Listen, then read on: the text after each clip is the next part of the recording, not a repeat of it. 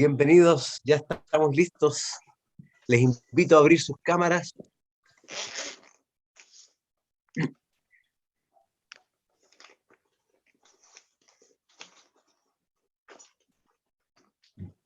Hola Rubén, Hola, hola.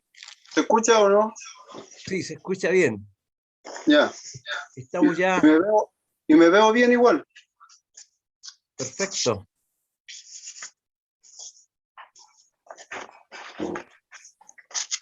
Bienvenidos a todos entonces, listos para comenzar este nuevo capítulo de hoy en la serie Jesucristo. ¿Ya?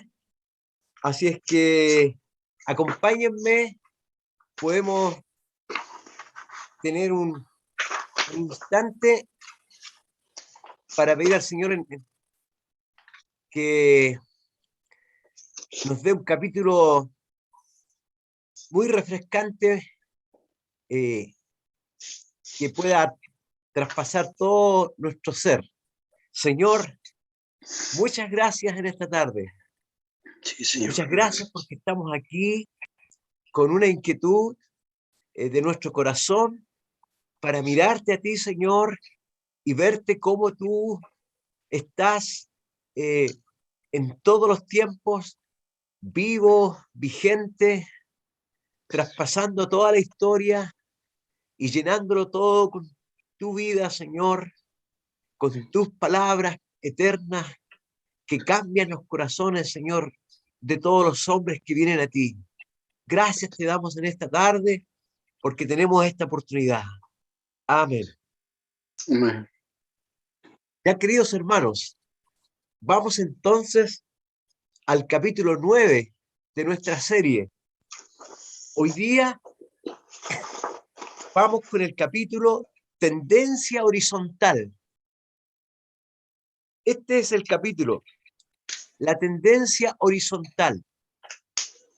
Quiero recordarles que, como vimos en capítulos anteriores, en el Sermón del Monte, Jesús se lanzó varias declaraciones y al menos 6 veces dijo: ustedes han oído anteriormente, por muchos años han oído cosas, pero yo les digo ahora algo nuevo. Todo eso que Jesús compartió en ese Sermón del Monte fue un aviso de que algo estaba llegando, algo nuevo en el horizonte. Pero en medio de todo eso, en todo el capítulo 5 de Mateo, Jesús hace otra declaración. Y una declaración que va a hacer ahora es una de las que cuando la gente escuchó, entonces fue algo que no cayó muy bien. Y quiero invitarlos a que se fijen conmigo en el capítulo 5 de Mateo.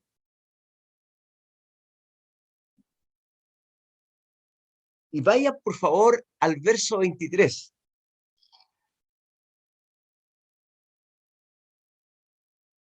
Este pasaje ha sido leído por años en todas las iglesias del mundo.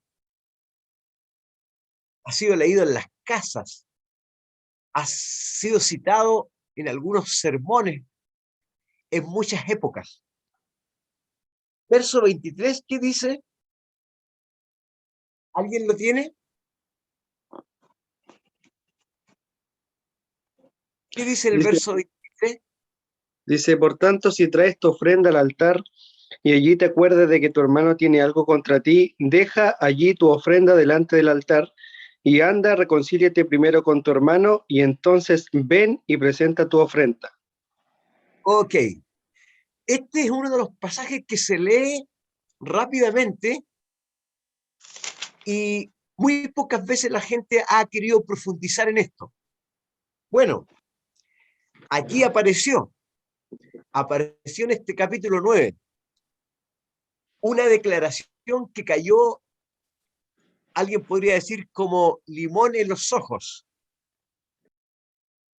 La mayoría de los judíos visitaban el templo por lo menos mínimo una vez al año y hasta 2 veces al año visitaban el templo para llevar las ofrendas.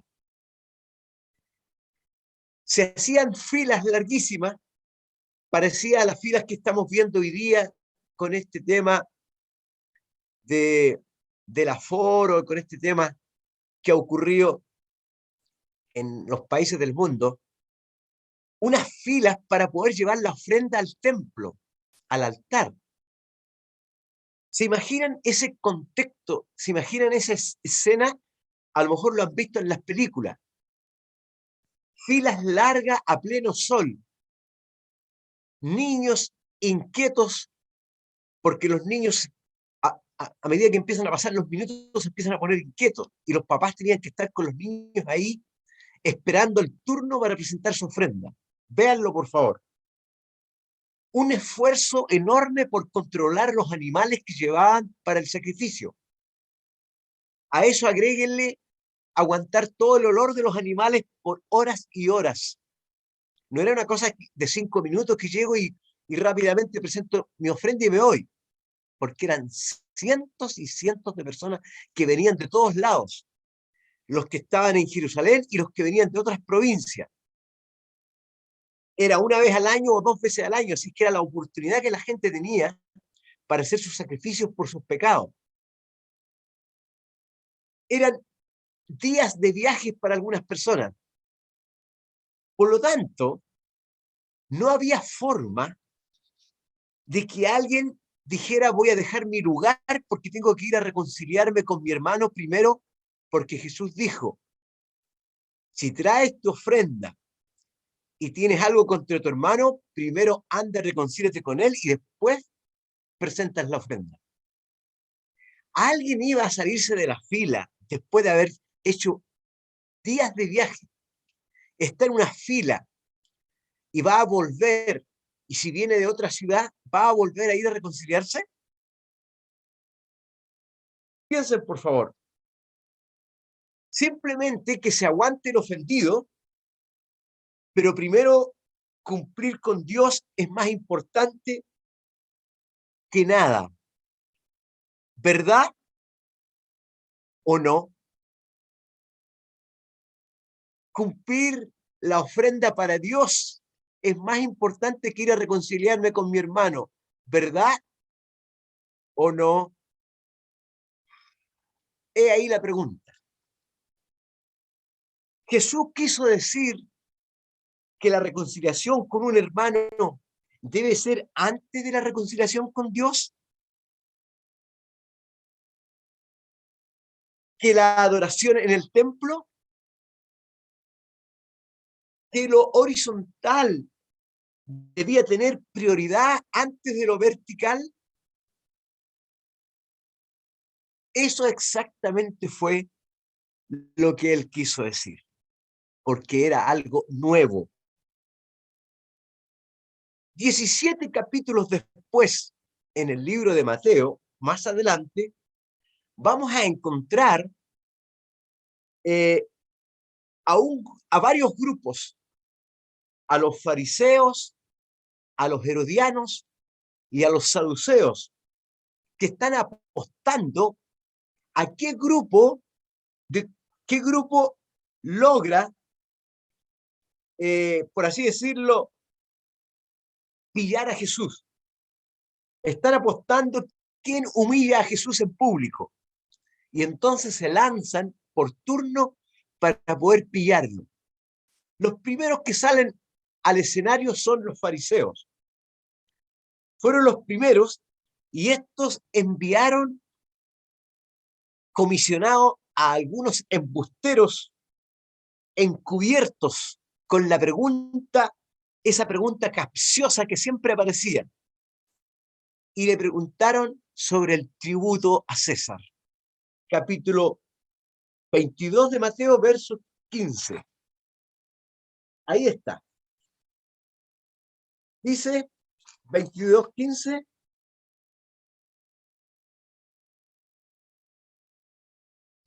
Si son rápidos,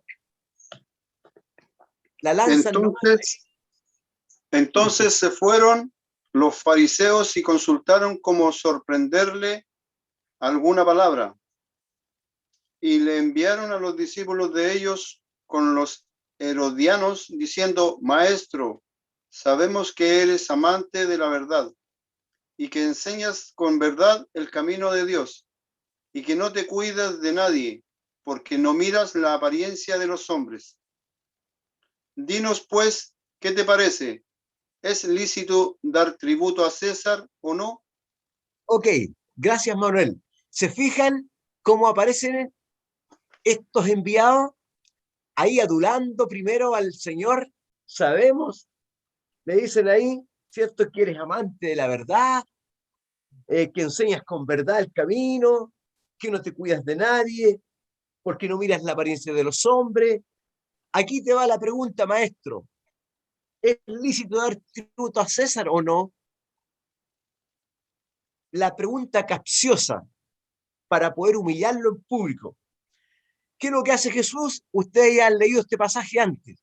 Hace un truco con una moneda y los manda de vuelta al kindergarten, de vuelta a su guarida, a estos fariseos.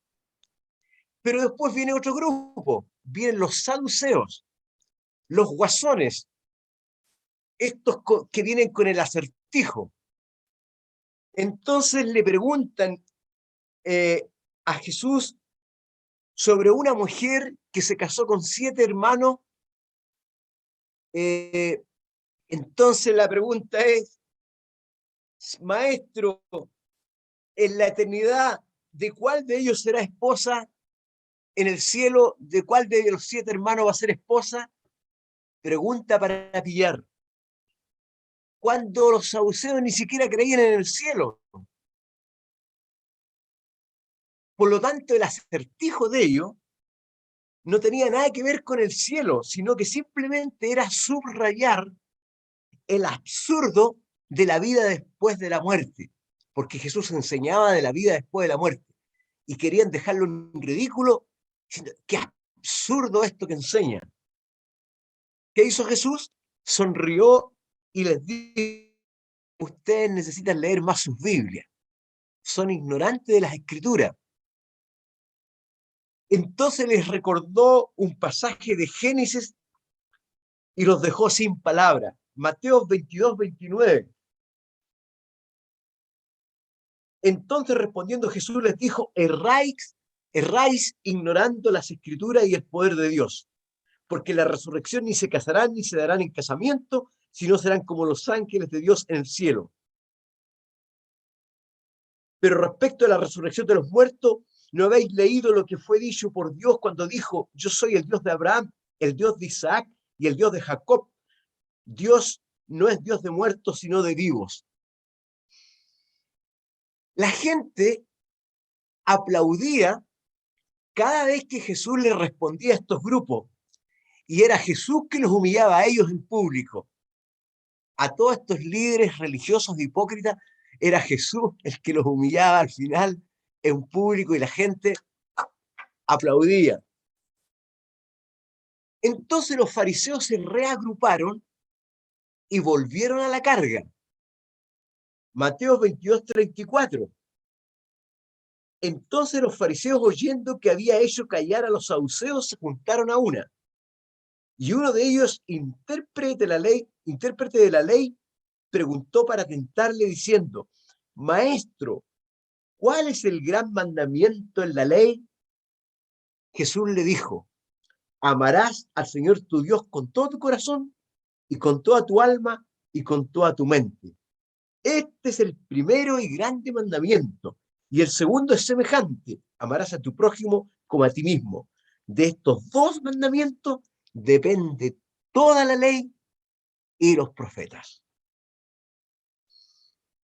Los fariseos se reagruparon y volvieron a la carga y mandaron un abogado, un intérprete de la ley. Y entonces este abogado no tenía ninguna intención de aprender algo del maestro, para nada. Lo único que quería era lograr mejorar su currículum. Entonces, el abogado sabía que Jesús iba a responder esta pregunta básica. Su plan era seguir con una segunda pregunta, simplemente para ver si desconcertaba al maestro. El maestro que hasta el momento estaba invicto, estaba imparable con la respuesta. La pregunta más difícil era: ¿cómo exactamente es amar al Señor tu Dios con todo el corazón? Los líderes religiosos, quiero recordarles que también tenían una respuesta para eso. Ellos tenían la respuesta vertical. Ellos sabían que amar a Dios, la pregunta se refería a mostrarle honor a Dios, a ese Dios invisible. Y la forma como los judíos demostraban su amor a Dios era simplemente por los mandamientos. Cumpliendo los mandamientos y la ley. Todo el antiguo pacto tenía que ver con los mandamientos, la ley de Dios. Si cumplimos los mandamientos, Dios va a estar feliz. Y si Dios está feliz, todos estamos felices. Quizás la intención de este abogado era demostrar a la multitud que Jesús era culpable de romper los mandamientos, con todo lo que él estaba trayendo como enseñanza. Pero Jesús prosiguió adelante y lanza su respuesta, lanza una respuesta antes de que el abogado formule la segunda pregunta. Y Jesús dice: el segundo mandamiento se parece a este. ¿El segundo mandamiento? El abogado preguntó por uno solo. ¿Cómo es que Jesús está hablando de un segundo mandamiento? Preguntó acerca del mandamiento más grande, no de los mandamientos más grandes. Y el segundo se parece a este: ama a tu prójimo como a ti mismo. El segundo más grande, ahí está pensando el abogado, casi tan grande como el primero. ¿Qué quiso decir Jesús con que se parece a este? El segundo no era el segundo en importancia, sino que era el segundo en la lista. El mandamiento que viene en el segundo lugar de la lista era tan grande y tan importante como el primero. Se parecía en significado y en magnitud al primer mandamiento. Imagínense que alguien te hace la pregunta a ti y te dice: ¿tú tienes hijos? Y tú respondes: sí, tengo 3 hijos. Luego te pregunta: ¿cuál es el más importante? Es lo mismo. Preguntar cuál es el mandamiento más importante. Esa era la trampa. En todo caso, Jesús nunca se dejó atrapar por la suposición de la pregunta. Habían 2 mandamientos que resumían toda la ley y todos los profetas. Habían 2 mandamientos, y estos 2 mandamientos eran el resumen de toda la ley. Los griegos decían: así como una puerta se sostiene sobre sus bisagras, todo el Antiguo Testamento se sostiene en estos 2 mandamientos. Amarás al Señor tu Dios con todo tu corazón, con toda tu alma, con toda tu mente, y a tu prójimo como a ti mismo, que era el segundo mandamiento en la lista, pero que era tan importante como el primero. Jesús sugirió una nueva respuesta, esta de amar al prójimo como a ti mismo. En otras palabras, el amor de Dios se tiene que hacer auténtico amando al prójimo. Cualquiera que obedecía estos 2 mandamientos obedecía a todos los demás, por supuesto. No matar, no robar, no adulterar. Si yo amo a Dios con todo mi corazón y amo a mi prójimo como a mí mismo, jamás voy a matar, jamás voy a engañar, etc. El amor vertical por Dios debería manifestarse en el amor horizontal por el prójimo. Eso es lo que Jesús está tratando de enseñar. No digas entonces que cumples el primer mandamiento si eres culpable de quebrantar el segundo. Esto era muy perturbador. Esto que está diciendo Jesús empieza a perturbar. ¿Por qué? Jesús constantemente, en toda su trayectoria, está haciendo un llamado a los líderes religiosos, porque él sabía que los líderes religiosos hacían un maltrato a sus compañeros judíos. Estos líderes que se creían tan expertos en la ley, se la pasaban maltratando a la gente. ¿Recuerdan ustedes que instalaban mesas en el templo y vendían animales para el sacrificio de segunda clase, los vendían como de primera clase? Le ponían una tasación para que pudieran cambiar las monedas, porque ellos fijaban una sola moneda para poder ofrendar. Explotaban a la gente y engañaban como querían. Eran culpables de quebrantar el que era ampliamente aceptado como el primer y grande mandamiento. El prójimo de un judío, ¿quién era? Era el pueblo judío. Para los judíos, el prójimo siempre era el pueblo judío, o sea, otro judío. Ese era el concepto. Amar a otro judío tenía el perfecto sentido, porque así se amaba a sí mismo, o sea, todo quedaba en familia. Para el judío, el prójimo tenía que ser otro judío. Amar al prójimo era un código que quería decir simplemente amar a otro judío. No hay problema. Esto explica tantas prohibiciones con los extranjeros. Esto explica por qué Pedro no quería ir a visitar a Cornelio cuando Dios le dijo que fuera a visitar a Cornelio. Pedro pensaba que Cornelio era un inmundo y Dios tuvo que darle una revelación, una visión de que él no llamara a nadie inmundo, porque Dios ya no existía ni judío ni griego para Dios, para Jesucristo. Lo que hace el nuevo movimiento de Jesús, hermano, es que le da la bienvenida al extranjero, tanto el extranjero que vivía en Jerusalén como el extranjero que vivía lejos.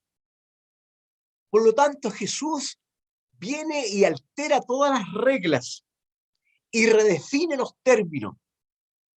La era de definir al prójimo en términos de raza estaba llegando a su final. Se habían pasado por años definiendo al prójimo solo en términos de raza. ¿Quién es tu prójimo?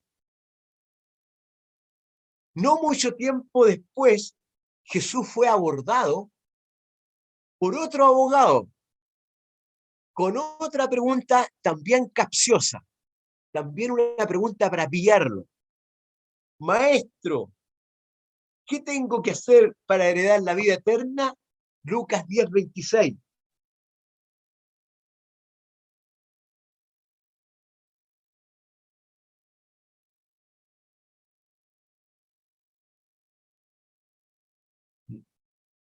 He aquí un intérprete de la ley, verso 25, se levantó y dijo para probarle: Maestro, ¿haciendo qué cosa heredaré la vida eterna? Él le dijo: ¿qué está escrito en la ley? ¿Cómo lees? Aquel respondió: amarás al Señor tu Dios con todo tu corazón y con toda tu alma y con toda tu fuerza y con toda tu mente, y a tu prójimo como a ti mismo. Él le dijo: bien has respondido, haz esto y vivirás.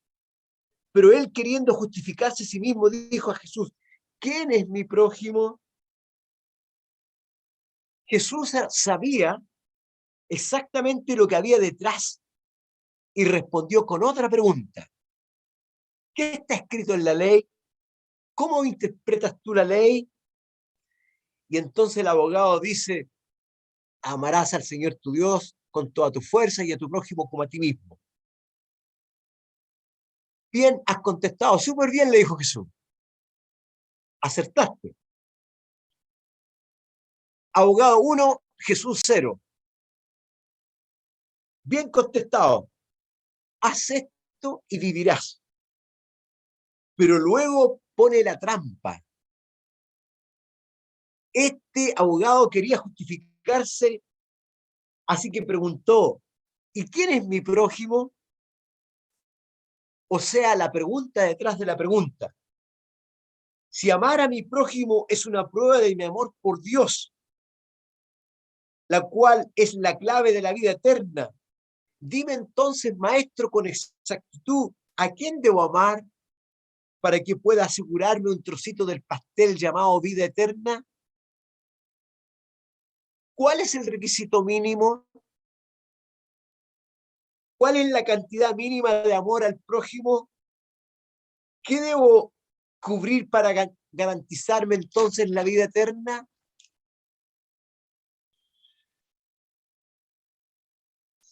¿A cuál judío y cuánto amor se necesita?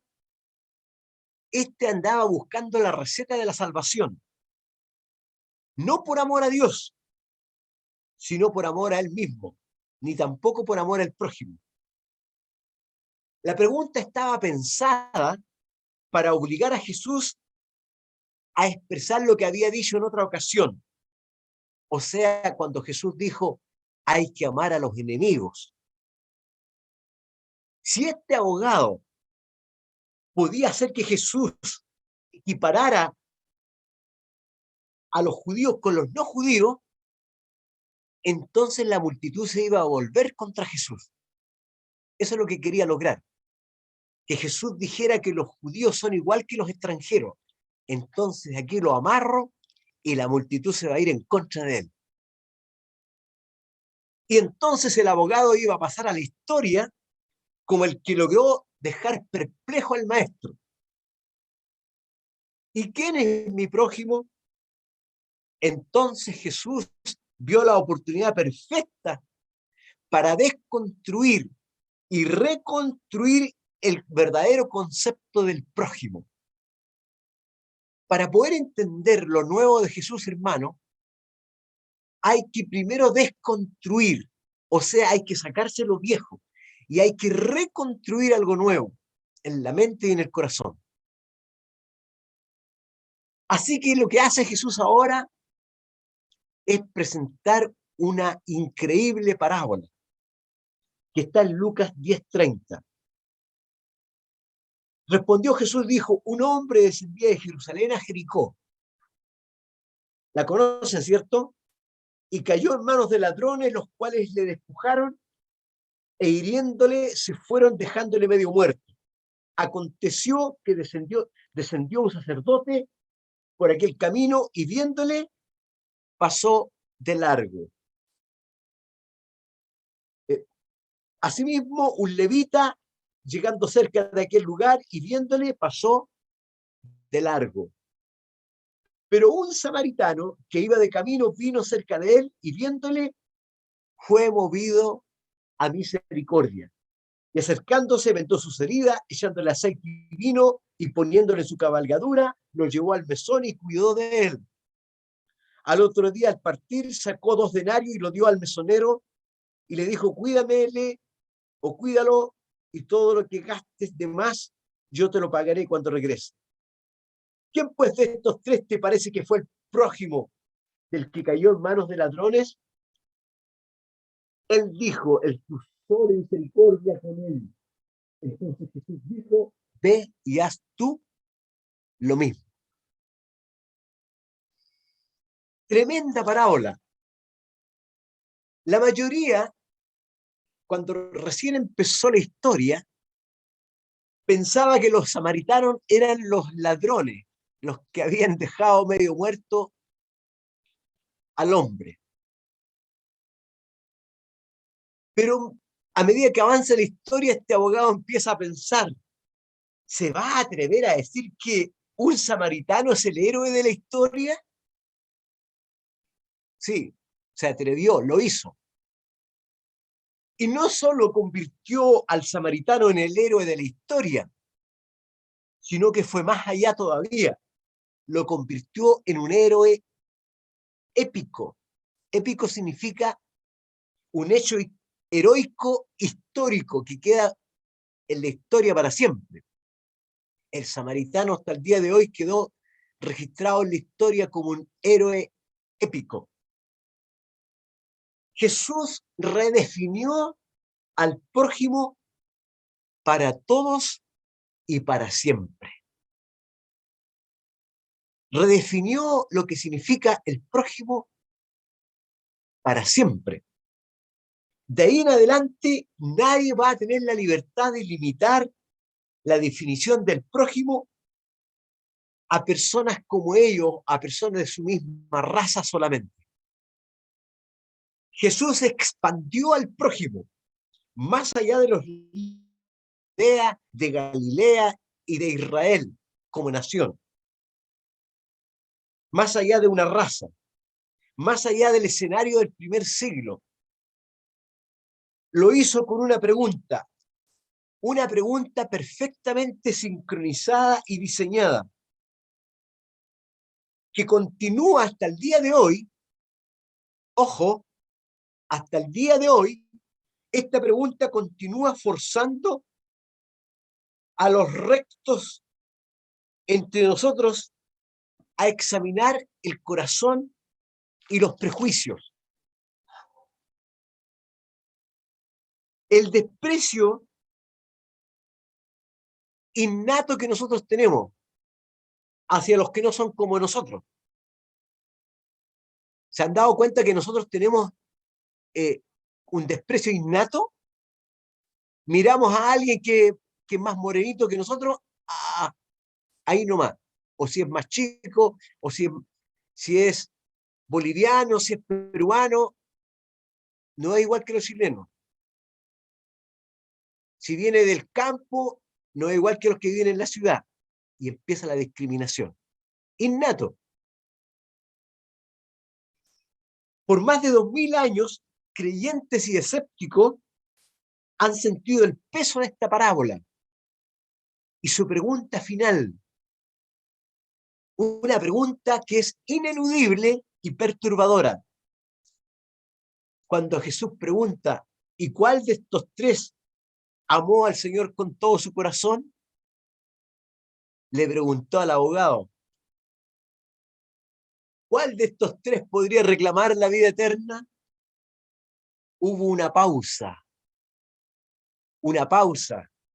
El abogado sabía que al contestar iba a tener que hacerse cargo de sus palabras. En el fondo, Jesús mueve la pieza y deja jaque mate al abogado. Jaque mate. Entonces el abogado dice, el que se compadeció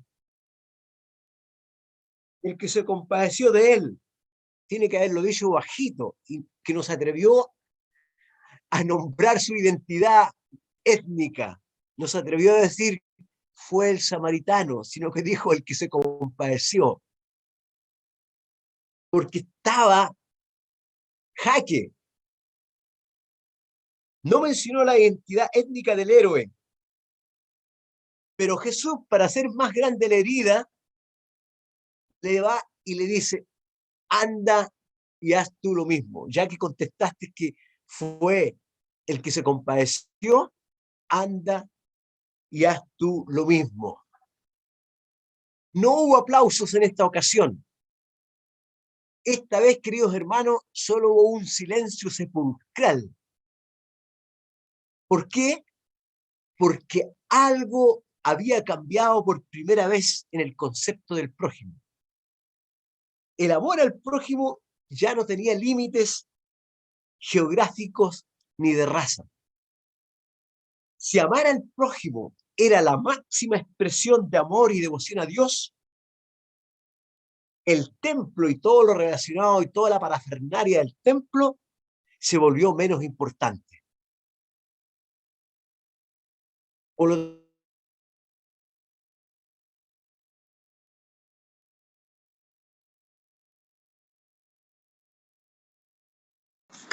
relacionada con el prójimo y con el mandamiento principal, y no era uno, sino eran dos, que resumían todo. Les decía que el amor al prójimo ya no va a tener límites, ni geográficos, ni de raza.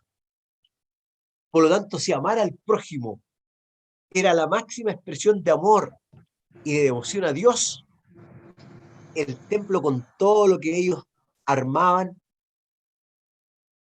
se vuelve menos importante.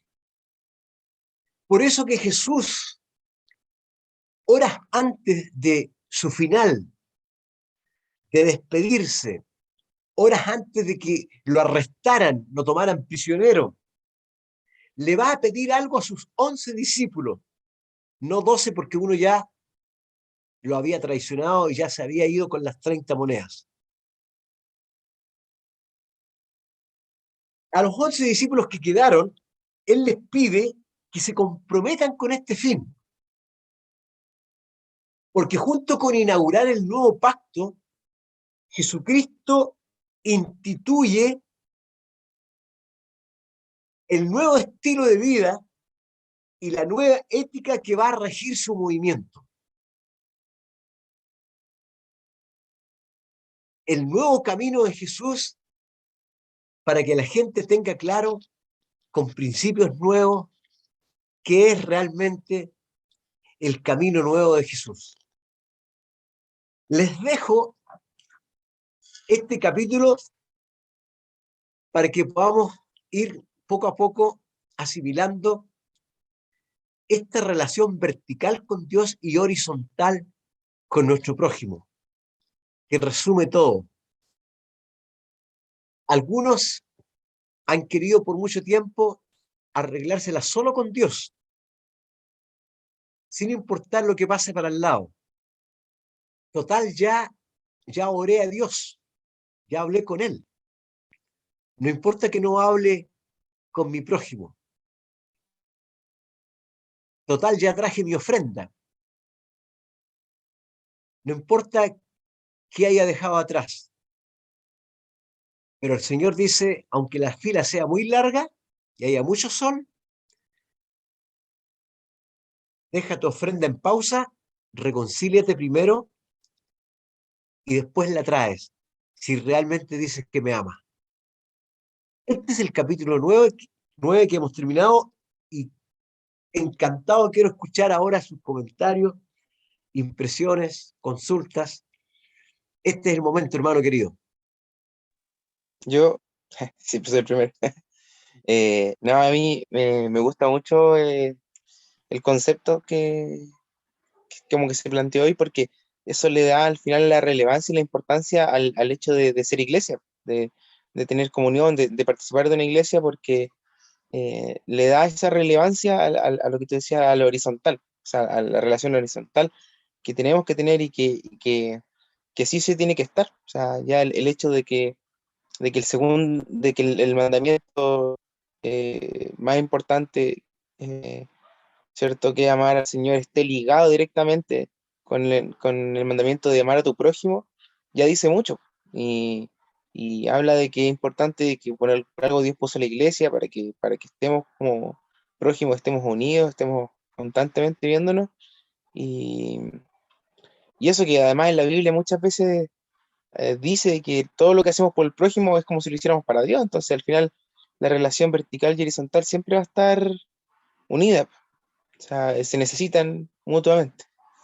Eso. Gracias, Ciro. Muy buen aporte también que vamos sumando. Eso, hermanos queridos, sigan opinando, por favor. Sí, yo igual quería compartir algo, nada más, porque era algo más o menos como lo que decía Ciro, que, o sea, ¿qué es amar al prójimo en el fondo? Porque a mí me pasó O sea, uno cree que a veces que porque ya está con el Señor, va a la iglesia, hace todo lo que ahí decía, lo que usted compartía, de dar su ofrenda, cumplir. Pero me pasó hace como un año atrás, más o menos, que yo fui a comprar a un lugar, una panadería, me acuerdo, y había una persona pobre ahí sentado pidiendo limosna y yo lo ignoré, o sea, no pensé, sino que ya lo ignoré y cuando yo llegué a la casa, el Espíritu Santo me habló y me mostró así como la imagen de mí actuar frente a esa persona. Y ay, fue como doloroso porque yo lo miré con arrogancia, o sea, no con la actitud correcta que Dios quiere que uno mire a su prójimo.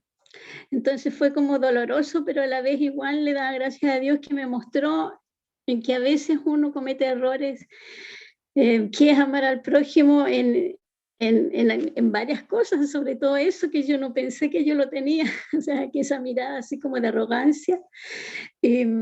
Entonces, que esto de amar al prójimo es como el estilo de vida que Dios quiere que tengamos bien consciente de que ayudar a una persona o hablarle del Señor no es solo eso, es más allá que eso. Es como decía la palabra, dar la vida por, por las personas. Entonces, eso quería compartir porque igual el Señor me lo puso, me lo recordó ahora en este momento, porque es replantearse uno qué es amar al prójimo. Eso. Bien, Sandrita, sí, todas las experiencias personales son valiosas. Seguimos en estos minutitos que nos quedan. Los comentarios, las impresiones, ¿qué les ha parecido este capítulo 9? Yo quiero decir que me pareció súper interesante, bueno, como todos los capítulos, pero súper importante igual el tema de amar al prójimo y que eso, que Jesús lo puso en el fondo al mismo nivel de amar a Dios, que le dio como la misma importancia, porque a veces se nos olvida. Y sobre todo en una cultura en que estamos inmersos en el mundo, que lo que más promueve es como el amor propio. De hecho, está de moda hablar sobre el amor propio, que yo creo que es algo bíblico también, porque de hecho dice, ama a tu prójimo como a ti mismo. O sea, Jesús no está descartando que nos tenemos que amar a nosotros mismos, ¿verdad? Pero, pero ese amor propio que el mundo te enseña es un amor centrado solamente en ti, que no piensa en los demás, que primero yo, segundo yo. En cambio, el amor propio que Jesús nos enseña es un amor sano, un amor que obviamente está centrado en lo que es correcto, que ama a Dios, se ama a uno mismo, pero también alcanza para los demás. Entonces, eso es como importante entender, porque yo me he fijado que hoy en día, como dije, se está hablando mucho del amor propio, pero un amor propio humano y que se centra como mucho en el yo. Entonces, recordar que el Señor Jesús en el fondo nos enseña a salirnos de nosotros mismos. O sea, si bien amarnos, pero llevando la mirada mucho más allá. Así que eso yo creo que nos desafía, no, como hablaba mi tía igual con su testimonio, nos desafía todos los días, porque a veces igual tendemos a tener actitudes como indiferentes frente a ciertas situaciones, o como que estamos muy metidos en nuestras cosas nomás y no vemos más allá. Bien, bien, Aileen. Recuerden, hermanos, que Jesús eh, parte aclarando que ahí en el tema de la ofrenda, porque el Señor sabía que en los corazones había mucha discriminación, muchas cosas que no estaban reconciliadas. De hecho, los judíos pensaban que el prójimo solamente eran judíos, no podían ser de otro lado. Y el tema es ese, que hay muchas cosas de repente guardadas de discriminación, de que con este sí, con este no, con este me cae bien, este no me cae bien, a este lo paso, a este otro no lo paso. Y Jesús es radical, decir, ni tu ofrenda sirve si primero eso no está claro. ¿Ya? Y cuando lanza la parábola del buen samaritano, La lanza porque entre samaritanos y judíos no se podían ver. Entonces, ojo con eso. ¿Alguien más todavía?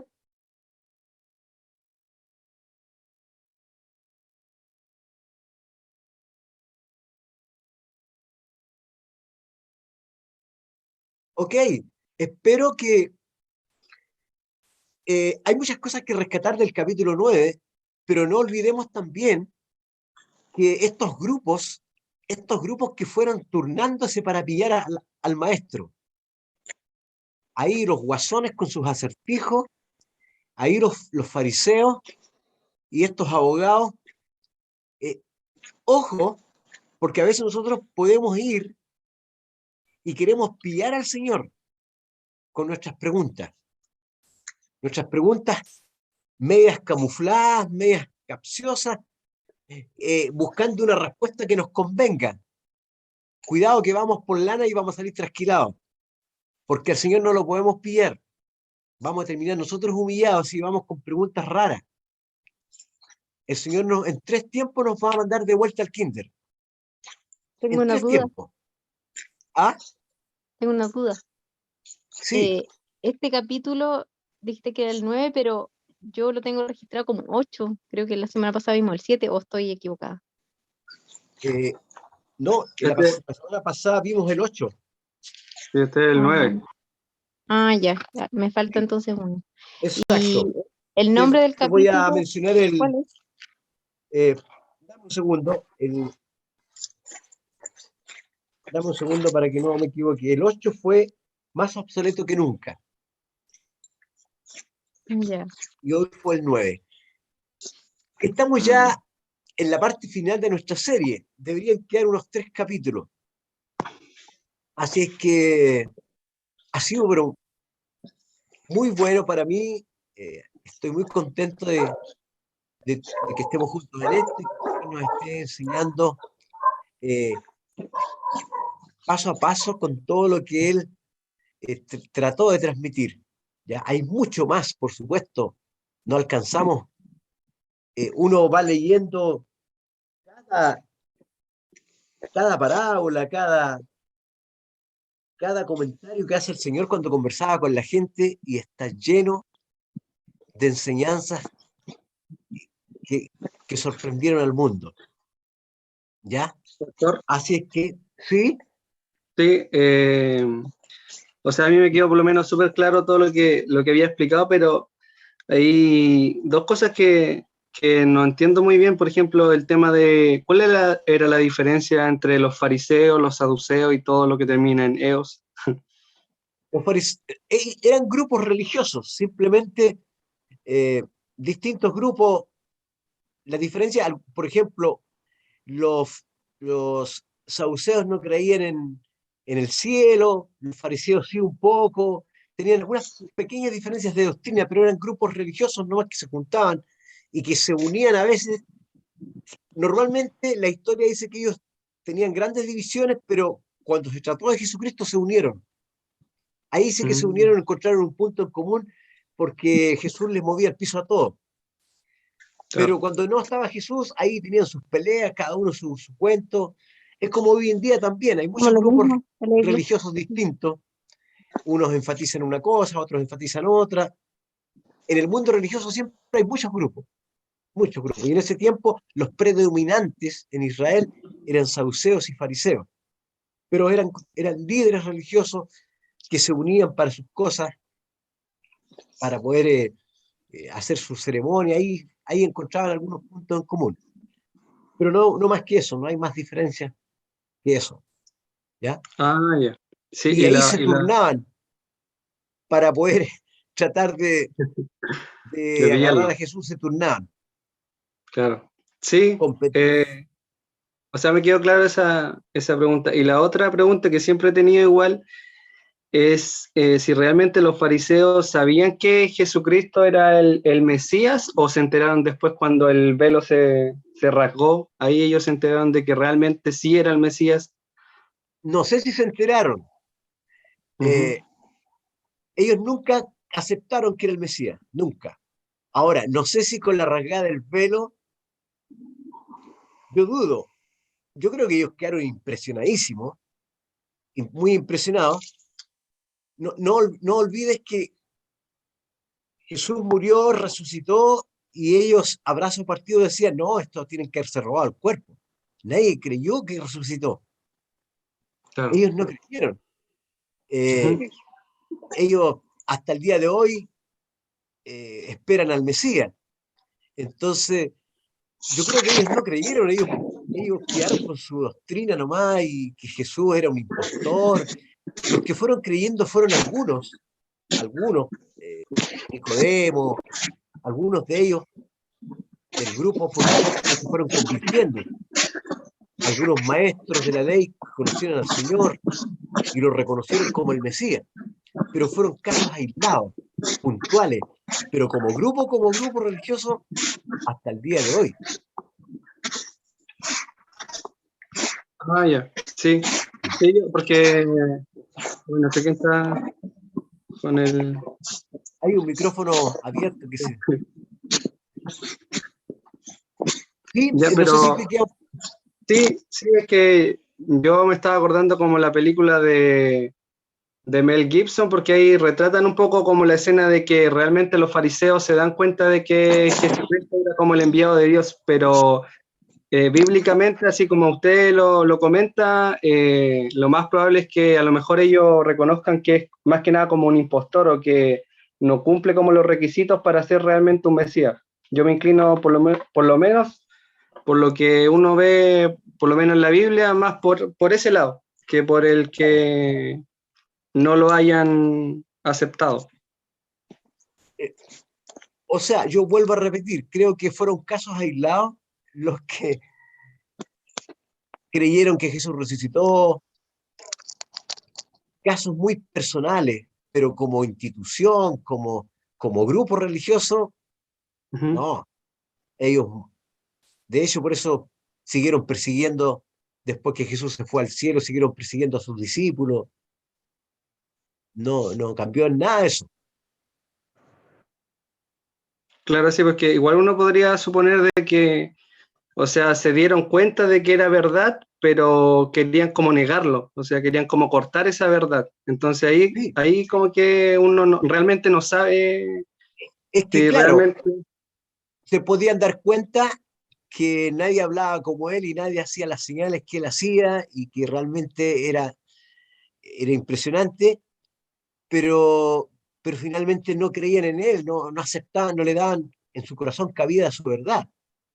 Y porque había envidia, porque ellos amaban más las tinieblas que la luz, y porque Claro, si le dejaban entrar la luz, los iba a alumbrar y iba a descubrir todo lo que ellos hacían. En fin, ya. eso. Ya, gracias, pastor. Bueno, hoy día pasa lo mismo. Hay mucha gente que se da cuenta que Jesucristo es el camino, pero no lo reciben porque sería pagar mucho precio. Ok, hermanos queridos, estamos, parece, eh, ya estamos en los últimos minutos, así que quiero pedirle a alguien que nos pueda despedir, si alguien más no tiene más comentarios.